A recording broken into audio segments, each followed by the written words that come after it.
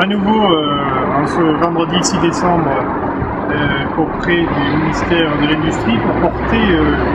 les vues de la CFE-CGC Métallurgie concernant la filière ferroviaire en France, notamment pour défendre ce que nous défendons dans le cadre de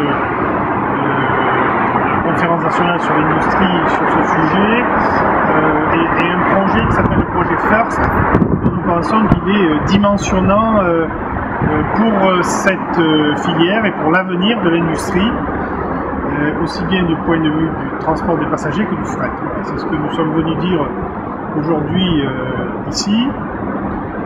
Nous avons en retour entendu un certain nombre de choses, mais je vais laisser le soin à Didier qui nous représente dans cette filière-là de dire ce que nous avons reçu en retour. Et donc, en gros, le projet FIRST, ce qui en découle, c'était de construire une filière ferroviaire sous l'égide d'une équipe de France, de manière à ce qu'on ait une vraie équipe qui puisse aller à l'export et tout ça pour maintenir l'industrie en France sans être obligé tout le temps de chercher des marchés intérieurs. Et pour le coup, on démontre que l'équipe de France n'est pas encore née et que les divergences entre les uns et les autres fait qu'il va falloir encore peut-être attendre un petit peu pour que cette équipe de France finisse par arriver chez nous. Oui, alors, dit autrement, ça veut dire aussi que tout le monde ne joue pas les mêmes règles du jeu, qu'on a beau présenter des dossiers qui doivent être sous une certaine forme et pas une autre, et que c'est comme ça qu'on peut obtenir des fonds vis-à-vis de la BPI, vis-à-vis du Conseil général de l'investissement, et que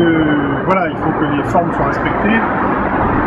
Bref, entre prescripteurs, donneurs d'ordre, équipementiers et sous-traitants, comme le dit Didier, l'équipe n'est pas encore soudée et tout le monde ne joue pas aux mêmes règles. Donc pour jouer une partie, mieux vaut s'entendre d'abord sur les règles du jeu pour pouvoir en même temps la jouer. Les grosses entreprises arrivent à tirer leur épingle du jeu, mais nous pensons particulièrement aux ETI, aux établissements de taille intermédiaire, dont on sait qu'ils sont totalement nécessaires à l'avenir de l'industrie française et particulièrement à cette filière. Voilà, donc, je crois que nous y reviendrons. Oui, en même temps, le ministère ici nous dit qu'il souhaite absolument préserver l'industrie ferroviaire en France. Et en même temps, les gens qui tiennent en tant qu'opérateurs ces filières ne jouent pas le jeu. Donc quelque part, il y a un poker menteur et qui va finir par gagner, ça on ne sait pas encore.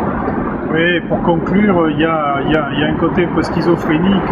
notamment des opérateurs qui sont tenus d'une certaine manière à des obligations de résultats au plan national, je pense notamment à la SNCF, et puis qui prennent un certain nombre de décisions, ce qui renvoie des choses au plan territorial avec les élus qui tiennent pas la route, ou l'oreille, c'est le cas de le dire. Donc je crains que nous ayons l'obligation d'y revenir, d'éclairer un peu tout ceci, et de revenir à nouveau au ministère pour voilà, continuer à pousser ce dossier. En tout cas, c'est l'engagement que nous prenons pour tous les salariés concernés par la filière.